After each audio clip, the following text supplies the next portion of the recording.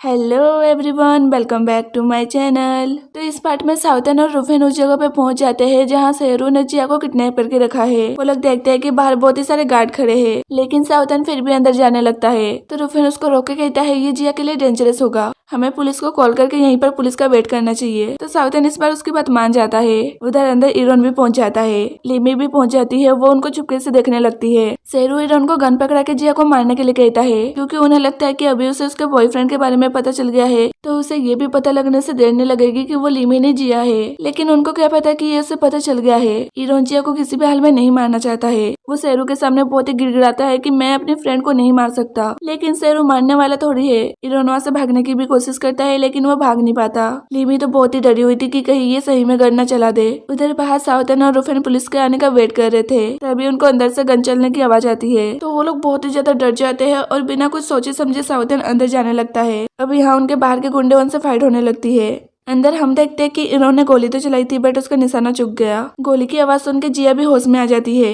Sheru iron को जल्दी से उसे मारने के लिए कहता है और उधर साउथन और रुफेन की फाइट चल रही थी और लिमी तो बाहर ही खड़े होकर ये सब देख रही थी। वो बहुत ही ज्यादा डरी हुई थी, लेकिन वो कुछ नहीं कर सकती है, क्योंकि अगर वो अंदर आई तो शेरू गुस्से में खुद ही जिया को मार देगा और वो इरोन को भी नहीं छोड़ेगा। इरोन जिया के ऊपर गोली चलाने वाला था, तभी उन्हें पुलिस की गाड़ी की आवाज आती है। तो वो लोग जल्दी से जिया को छोड़ के वहाँ से भाग जाते हैं। साउथन और रुफेन जल्दी से आके जिया की रस्सी खोलते हैं। जिया साउथन को देखकर एकदम उसे टाइटली हग कर लेती है। साउथन भी उसे सेफ देखकर बहुत ही खुश होता है और यहाँ रुफेन भी समझ जाता है कि साउथन और जिया एक दूसरे को पसंद करते हैं। इसके बाद वो लोग जिया को लेकर जा रहे होते हैं। लिमी ये देखकर रिलैक्स होती है कि जिया ठीक है, लेकिन उसको क्या पता कि अभी भी फाइट खत्म नहीं हुआ। इरोन जिया को गोली चलाने वाला था, लेकिन रुफेन उसे बचा लेता है और साउथन सामने आ जाता है तो उसको गोली लग जाती है। साउथन वहीं पर गिर जाता है। ये देखकर लिमी को तो बहुत ही गुस्सा आ रहा था कि इरोन ने आखिर अपने हाथ पार कर दिया। इरोन भी बहुत ही ज्यादा डर जाता है, लेकिन वो गोली नहीं चलाता तो उस पर गोली चल जाती।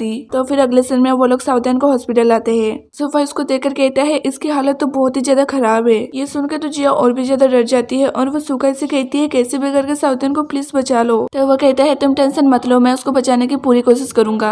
रुफेन भी उसको समझाने लगता है कि वो ठीक हो जाएगा, उसको कुछ नहीं होगा। लिमी भी उनके पीछे हॉस्पिटल आती है और ये सब देखकर बहुत ही ज्यादा डर जाती है। वो वहाँ से सीधे इरोन के घर में आती है। इरोन बहुत ही ज्यादा डरा हुआ था। लिमी सीधे आके उसको मारने लगती है और कहती है तुमने ये क्या किया, तुम अब एक क्रिमिनल भी बन गए हो, तुमने साउथन को गोली मारी है, अगर वो नहीं बचेगा तो मैं तुम्हें छोड़ूंगी नहीं। वो उसे खूब चिल्ला के वहाँ से चली जाती है। इरोन बहुत ही ज्यादा रोने लगता है। दूसरी तरफ जिया भी बहुत ही रो रही होती है। नेपोलियन ब्राउन और फेसिंग उसको संभाल रहे थे, तभी सूफे आता है और कहता है साउथन अब ठीक है। ये सुन के उसके सांस में सांस आता है और वो जल्दी से उसको देखने आती है। वो पूरे रात भर उसकी अच्छे से केयर करती है। सुबह लिमी उससे मिलने आती है और उसके पास बैठ के बहुत ही ज्यादा रोने लगती है। साउथन होश में आ जाता है और कहता है तुम मेरे लिए रो रही हो, पर क्यों? तो लिमी उसको रो रो के सॉरी सॉरी बोलने लगती है। तो साउथन कहता है तुम मुझे सॉरी क्यों कह रही हो? तभी वहाँ पर जिया आ जाती है। तो साउथन उसको देखकर कहता है तुम कहाँ थी? लेकिन जिया अपना बैग लेती है और उसे बाय करके वहाँ से चली जाती है। ये देखकर साउथन बहुत ही हैरान होता है कि इसको मेरी परवाह नहीं है क्या। अगले दिन में जिया के डैड अपने कंपनी का 10% स्टॉक लिमी के नाम पे कर रहे थे। वो उससे पेपर्स पे साइन करने के लिए कहते हैं, लेकिन लिमी मना करने लगती है। तो इरोन उसको रोक के कहता है डैड थैंक यू, आपने जो इस पे ट्रस्ट किया। मैं प्रॉमिस करता हूँ कि मैं हमेशा इसके साइड रहूंगा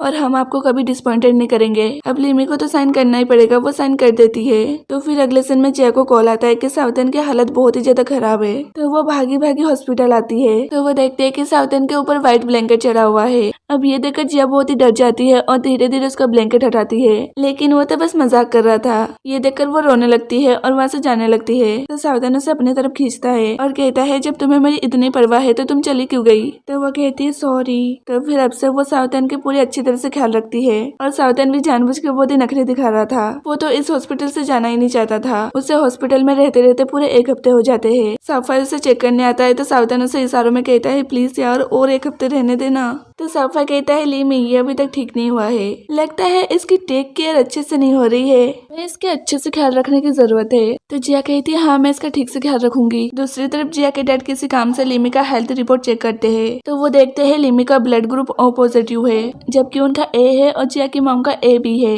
वो एकदम हैरान होते हैं कि जिया का ब्लड ग्रुप O पॉजिटिव कैसे हो सकता है। वो डॉक्टर को कॉल करके फिर से अच्छे से चेक करने के लिए कहते हैं। इरोन भी वहीं पर था तो वो डर जाता है कि अब क्या होगा। दूसरी तरफ साउथन हॉस्पिटल से नहीं निकलना चाहता है क्योंकि उसे लग रहा था कि हॉस्पिटल से निकलने के बाद जिया उसे छोड़कर चली जाएगी और वो ऐसा बिल्कुल भी नहीं चाहता है। अगले दिन हमें पता चलता है कि शेरू कई सालों से अपनी डॉटर को ढूंढ रहा है। उनकी वाइफ की तो डेथ हो गई है लेकिन उनको पता नहीं था कि उनकी एक डॉटर भी है। लेकिन जब से उन्हें पता चला है तब से वो अपनी डॉटर को ढूंढने में लग गए हैं। उनके डॉटर के कान के पीछे एक चांद जैसा साइन बना हुआ है। इधर जिया सावधान को बर्थडे सरप्राइज देती है जिसे देखकर सावधान बहुत ही ज्यादा खुश होता है। जिया उसे केक काटने से पहले विश मांगने के लिए कहती है। वो अपनी विश मांग लेता है तो जिया कहती है मुझे पता है तुमने अपनी विश में मुझे मांगा है तो मैं आज तुम्हारी विश पूरी करती हूँ। आई लाइक यू सावधान। तो सावधान को विश्वास ही नहीं हो रहा था तो वो कहता है क्या कहा तुमने अभी? तो वो फिर से कहती है आई लाइक यू सावधान, आई लाइक यू। ये सुनकर तो वो बहुत ही ज्यादा खुश हो जाता है। उसके खुशी का ठिकाना ही नहीं था। वो जिया से पूछता है लेकिन तुम्हारा तो कोई और बॉयफ्रेंड था क्या तुम फिर भी? तो वो कहती है मुझे तो उसका नाम भी नहीं याद है। मुझे तो ये भी नहीं याद है कि वो कैसा था और उसकी डेथ कैसे हुई। अब मैं उसको लेकर नहीं रह सकती। अब मुझे अपनी लाइफ में आगे बढ़ना होगा। तो सावधान बहुत ही ज्यादा खुश होता है। तो जिया कहती है तुमने बस मुझे प्रपोज किया था, क्या तुम्हें मुझे और कुछ नहीं देना है? तो सावधान कहता है और कुछ पर क्या? तभी ऊपर से नेपोलियन ब्राउनी और फैशन चिल्लाते हैं किस किस किस करो। तो जिया कहती है क्या तुम्हें नहीं करना? तो सावधान उसको किस करने लगता है। तो ऊपर से वो लोग चिल्लाने लगते हैं। तो सावधान उनको चिल्लाने वाला था तभी जिया उसे रोक लेती है और उसको किस करने लगती है। ये देखकर नेपोलियन ब्राउनी और फैशन भी बहुत ही ज्यादा खुश थे। तो ये पार्ट यहीं पर खत्म हो जाता है। तब तक के लिए बाय बाय एंड जाते जाते प्लीज मेरे चैनल को शेयर एंड सब्सक्राइब कर देना।